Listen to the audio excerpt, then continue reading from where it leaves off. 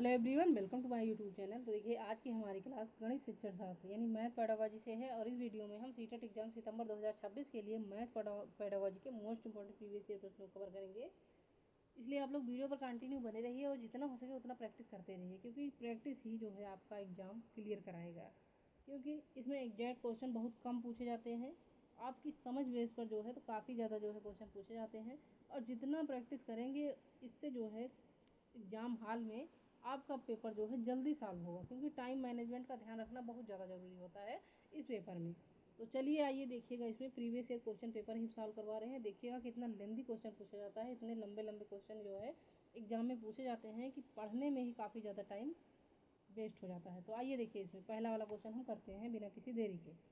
तो देखिए, math pedagogy का ये पहला वाला क्वेश्चन है। इसमें कहा जा रहा है कि शुरुआती प्राथमिक कक्षाओं के विद्यार्थियों को संख्याओं के शिक्षण के संदर्भ में निम्नलिखित 3 कथन दिए गए हैं।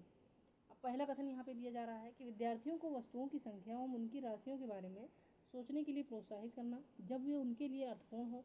उसके बाद बी वाला ऑप्शन दिया जा रहा है कि अंकों के नामों को याद करके गिनती सीखने के लिए विद्यार्थियों को प्रोत्साहित करना। उसके बाद सी वाला ऑप्शन दिया जा रहा है यहाँ पे कि विद्यार्थियों को चल वस्तुओं से समुच्चय बनाने के लिए प्रोत्साहित करना। अब यहाँ पे चार विकल्प दिए जा रहे हैं। पहला है कि ए और सी सही है, सेकंड है केवल बी सही है, थर्ड है केवल बी और सी सही है, या फिर ऑप्शन नंबर फोर्थ है कि ए बी सही है। तो देखिएगा यहाँ पे जिस जिस ऑप्शन में बी है उसको आप काट दीजिए, ठीक है। क्योंकि बी में दिया जा रहा है कि अंकों के नामों को याद करके गिनती सीखने के लिए विद्यार्थियों को प्रोत्साहित करना। तो याद कराना रटाना ये निगेटिव है, ठीक है, ये टैग वर्ड है। इसलिए बी वाला ऑप्शन जो है जहाँ जहाँ पे है उसको आप हटा दीजिए। तो ये देखिए, सेकंड में बी है, थर्ड में बी है, उसके बाद फोर्थ वाले में देखिएगा इसमें भी बी है। इसलिए आपका यहाँ पे करेक्ट आंसर केवल हो जाएगा ऑप्शन नंबर ए है कि ए और सी सही है। अब ए क्यों सही है? क्योंकि बच्चों को संख्याओं और वस्तुओं की मात्रा के बारे में सोचने के लिए प्रोत्साहित करना चाहिए जब ये उनके लिए अर्थपूर्ण हो, इससे गणितीय समझ बढ़ती है। अब बी क्यों गलत है? तो देखिए, बी इसलिए गलत है क्योंकि अंकों के नाम याद करके गिनती सीखना रटंत पद्धति है, जो कि राष्ट्रीय पाठ्यचर्या रूपरेखा यानी एनसीएफ 2005 के अनुसार अनुशंसित नहीं है। इसलिए बी वाला ऑप्शन जो है ये गलत हो जाएगा। अब सी देखिए, सी क्यों सही है? तो सी इसलिए सही है क्योंकि चल वस्तुओं जैसे कि पत्थर सिक्के से समुच्चय बनाने से बच्चे मूर्त अनुभव के माध्यम से गणितीय उदाहरणें सीखते हैं और स्वयं करके ये सीखते हैं। इसलिए केवल ए और सी सही होगा। तो ए और सी जो है ये है ऑप्शन नंबर ए में, इसलिए इस क्वेश्चन का करेक्ट आंसर हो जाएगा ऑप्शन नंबर ए।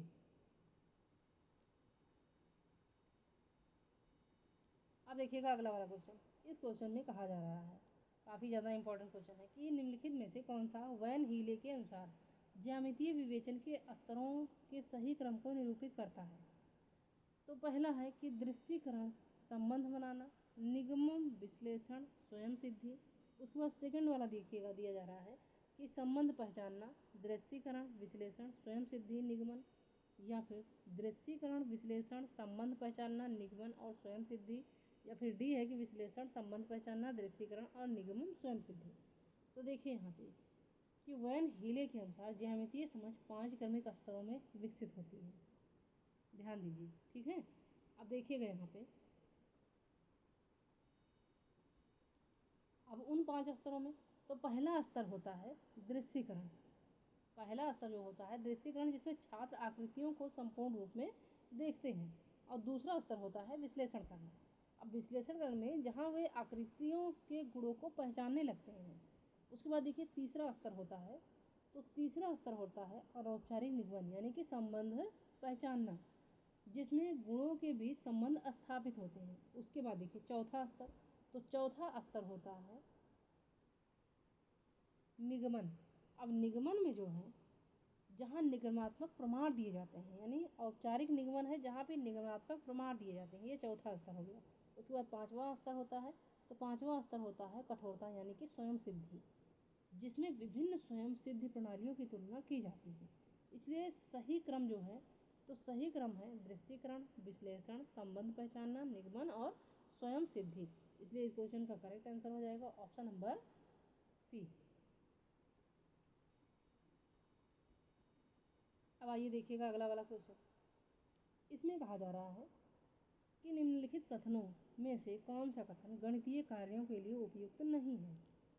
तो ऐसा कौन सा कथन है जो कि गणितीय कार्यों के लिए उपयुक्त नहीं है? तो ऑप्शन नंबर फर्स्ट देखिएगा कि उपयुक्त गणितीय कार्यों से जब विद्यार्थियों को चुनौती दी जाती है तब प्रायिकता है कि कठिन समस्याओं से निपटने की उनकी क्षमता में वे आत्म विश्वास पूर्ण बन जाएं, या फिर अगर गणितीय कार्य कठिन है तो वह विद्यार्थियों को व्यस्त यानी संलग्न नहीं रख सकता, या फिर गणितीय कार्यों को विद्यार्थियों को स्वायत्त अधिगमकर्ता बनने के लिए प्रोत्साहित करना चाहिए, या ऑप्शन नंबर डी है कि गणितीय कार्यों को समस्या को हल करने के लिए वैकल्पिक मार्गों के अन्वेषण के लिए लचीलापन उपलब्ध कराना चाहिए।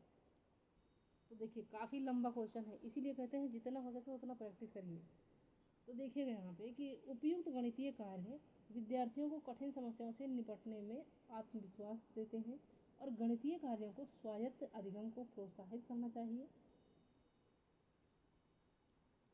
देखिएगा यहाँ पे, ठीक है। और वैकल्पिक समाधान मार्गों की खोज का लचीलापन देना चाहिए।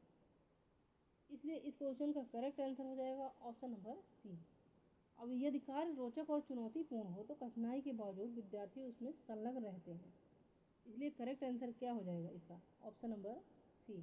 अगर गणितीय कार्य कठिन है तो विद्यार्थियों को व्यस्त संलग्न नहीं रख सकता, यानी बी वाला ऑप्शन जो है तो ये गलत है। केवल आपका करेक्ट आंसर हो जाएगा ऑप्शन नंबर बी।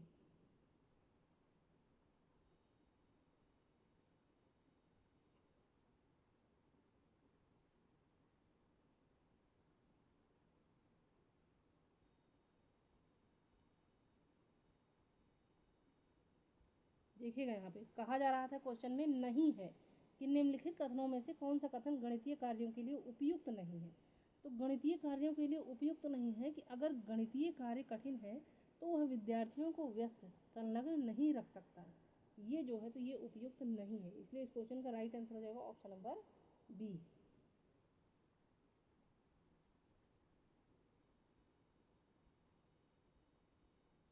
अब आइए देखिएगा अगला वाला क्वेश्चन। इस क्वेश्चन में कहा जा रहा है कि निम्नलिखित कथन में से कौन सा कौशल व्यक्त किया गया है जो वस्तुओं के प्रमात्रीकरण को समझने के लिए बच्चे की सहायता करेगा। तो ए है कि बच्चे में मानसिक रूप से दो में से एक, तीन में से दो, चार में तीन, पाँच में चार इत्यादि शामिल है। अब पहला वाला ऑप्शन है कि समानता, सेकंड है पदानुक्रमिक समावेशन, थर्ड है उत्क्रम प्रतिलोम संरक्षण, या फिर ऑप्शन नंबर फोर्थ है कि प्रसामान्यीकरण यानी नॉर्मलाइजेशन। तो देखिए कि दिए गए कथन, तो दिए गए कथन में क्या कहा जा रहा है, इसका अर्थ होता है कि बच्चा मानसिक रूप से यह देखता है कि दो में एक और तीन में दो है और चार में तीन है और पाँच में चार है इत्यादि। यह दर्शाता है कि बच्चा समझता है कि प्रत्येक बड़ी संख्या में उससे छोटी संख्याएं समाहित हैं। इस अवधारणा को हम पदानुक्रमिक समावेशन कहते हैं, यानी इस क्वेश्चन का करेक्ट आंसर हो जाएगा ऑप्शन नंबर बी।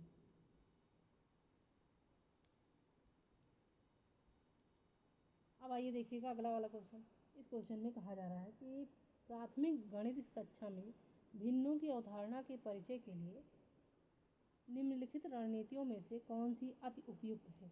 तो पहला वाला ऑप्शन देखिएगा यहाँ पे कि विद्यार्थियों के समक्ष भिन्नों पर इबारती सवाल सब समस्या रखना, ये सबसे उपयुक्त है। या 1/2 और 1/4 को निरूपित करने के लिए चित्रों के चार्ट को दिखाना। या ऑप्शन नंबर थर्ड है कि संख्या रेखा पर एक भिन्न को निरूपित करना। या फोर्थ वाला ऑप्शन है कि कागज मोड़ने की क्रियाकलापों को सममित आयताकार पट्टियों एवं वृत्तीय वृत्ताकार कट आउट के साथ करना। तो देखिए यहाँ पे कि प्राथमिक स्तर पर बच्चे मूर्त गतिविधियों से सीखते हैं और भिन्नों की समझ के लिए क्रियाकलाप आधारित शिक्षण जो होता है तो वो सबसे उपयुक्त होता है। इसमें क्या होता है कि जब कागज मोड़ने की क्रियाकलाप में बच्चे सममित आयताकार पट्टियों और वृत्ताकार कटआउट को स्वयं मोड़ते हैं, इससे वे पूर्ण वस्तु को बराबर भागों में बांटना और भिन्नों को मूर्त रूप में देख पाते हैं। और यह हाथ से करके सीखने का सिद्धांत है जो कि प्राथमिक कक्षा में अत्यधिक प्रभावी है। इसलिए इस क्वेश्चन का करेक्ट आंसर हो जाएगा ऑप्शन नंबर डी कि कागज मोड़ने के क्रियाकलापों को सममित आयताकार पट्टियों वृत्तीय वृत्ताकार कटआउट के साथ करना। यानी कि प्राथमिक गणित कक्षा में भिन्नों की अवधारणा के परिचय के लिए कहा जा रहा है कि निम्नलिखित रणनीतियों में से कौन सी अति उपयुक्त है। तो अति उपयुक्त है ऑप्शन नंबर डी कि कागज मोड़ने की क्रियाकलापों को सममित आयताकार पट्टियों एवं वृत्तीय वृत्ताकार कटआउट के साथ करना।